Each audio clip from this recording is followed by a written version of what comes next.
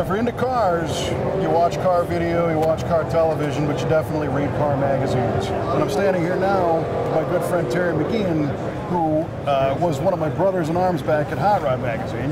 And Terry is now an editor of Hemmings Muscle Machines, correct? That's right. And a lot of interesting things are happening because Muscle Machines, first off, is a great magazine. If you don't read it, you need to go out and get one.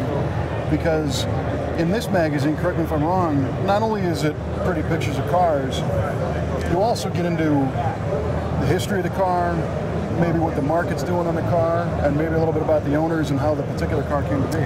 Yeah, that's right. We always try to tell the story of the car because in the case of muscle cars, a lot of the car stories, the model GTO, the model Chevelle, a lot of our guys know that. They know about Jim Wangers and they love the guy, but they don't know about the particular car that we're featuring in that issue. So we always try to find cars that have a great backstory and then tell that story. I can imagine, you know, we deal with the same thing on V8Tv as we build these cars because they're 45, 50 years old now. So something cool happened along the way.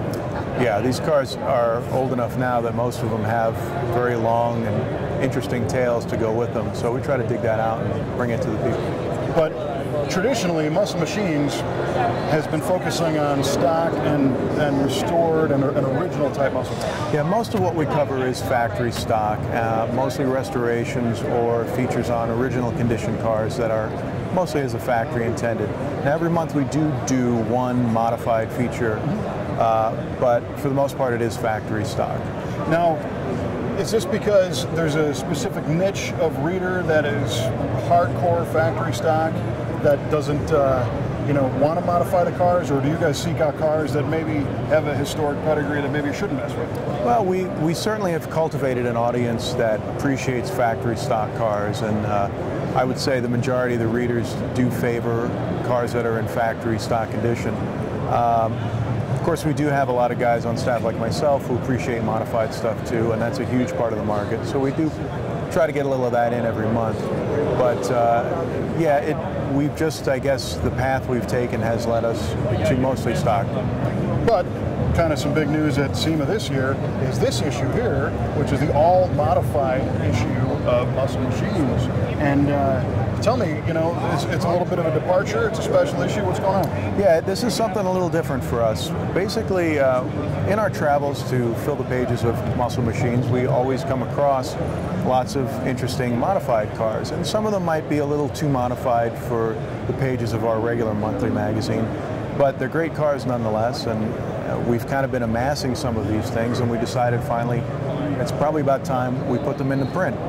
So we spun off and did a special bonus issue. It's we're calling it a 13th issue.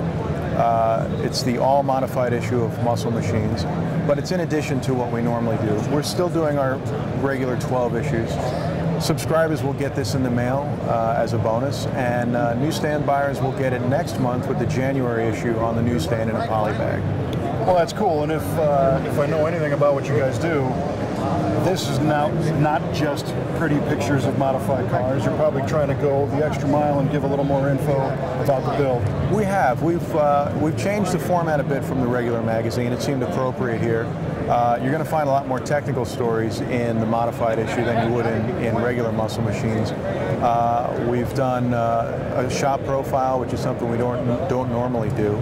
And of course, in the car features, we do try to tell that backstory again. In these cases, rather than a historical perspective, it's more of the story behind why the car was built the way it was and who had a hand in it and what it does now. Tell me about some of the cars that are in this magazine. Well, on the cover you've got this Trans Am. It's a 73 and it is a real Trans Am. The guy who owns it lives in New York and he's a huge fan of the pro touring movement. He drives the car all over the place, but he also likes to use it for autocross, and I don't think he's gotten into open track yet, but he's leaning that way. And he's a guy who's had a bunch of absolutely stock GTOs and Firebirds in the past, but he finally decided he wanted something he could have a little fun with, and there it is. Also in this issue, we have a feature on one of our old compadres, Steve Mignanti, who a lot of people know from his coverage of the Barrett-Jackson auctions. Steve loves building these altered wheelbase 60s style drag cars, but making them street legal.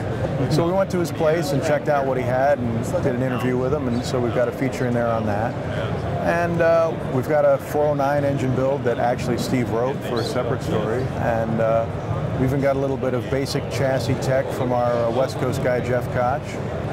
And then there's some other features. We've got a little primer on how to go autocrossing, because that's sort of a thing that muscle car guys are starting to get into more, but I think there's probably a lot of them who've never been to one. Well, now you can get decent parts to make the cars actually exactly fun on a course like that. And we've got a feature in there on a guy who has an original Hurst Hemi Dart and a Hurst Hemi Barracuda, and he's not a big money collector. He's a guy who's had these cars for a long time. He raced them for years. And he's just right, hung on place, to them. right time. Yeah, he bought the Dart in 1973 to use as a race car, and bought the Barracuda in 1980 to kind of go to the next level, and just has hung on to them. So it's kind of interesting, different perspective on those super rare cars. Absolutely, yeah. Well, and what I'm gathering is you're running the whole spectrum too. You got Pontiacs, you got Mopars, you got stuff that's not just Camaros. Absolutely. Yeah. We try to maintain that balance in muscle machines, and of course we brought that over to the modified issue. We're trying to keep it well-rounded, and a little bit of late model, a little bit of early stuff, a little bit of fuel injection, a little bit of carburation, and some drag race, some autocross. So yeah, try to keep it a well-rounded package, and we hope that people like it. And if it works out, maybe we'll do it again. Well, I've always been a big fan of muscle machines in general, just because of the way you present everything. It's not super trendy and in your face. It's pictures that look really nice, they're big, and well-written stuff. We try to focus on providing the reader with good entertainment. We really feel like that's what magazines, car magazines, should be doing now. So we make the features large, usually 5 or 6 pages, and we do try to provide good photography and try to run a lot of it. In addition to going back to the telling of the story.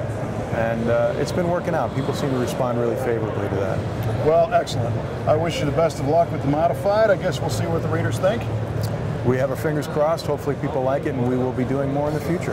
And the rest of the Hemmings world doing well, because many people don't know that there's more than just the classifieds. That's right. In addition to our original Hemmings Motor News product, we also have our Hemmings Classic car, which is doing great. That circulation is up to 150,000, which is higher than we would have ever dreamed. And our Sports and Exotic magazine, which focuses on classic import cars, also doing really well. We're really happy with the way that's turned out. Excellent. Now, last, do you have any idea on timing on when the polybag, the double issue of Muscle Machines with the modified is going to be on the stands? Yeah, we're going to see, subscribers are going to start seeing it right around now, and the newsstand guys are going to have to wait a little longer. It's probably about 3 weeks out. They should see that with the January issue in a bag when that hits the newsstand. Right on. We'll look for it. Thanks cool stuff, man. Good to see you. Thanks.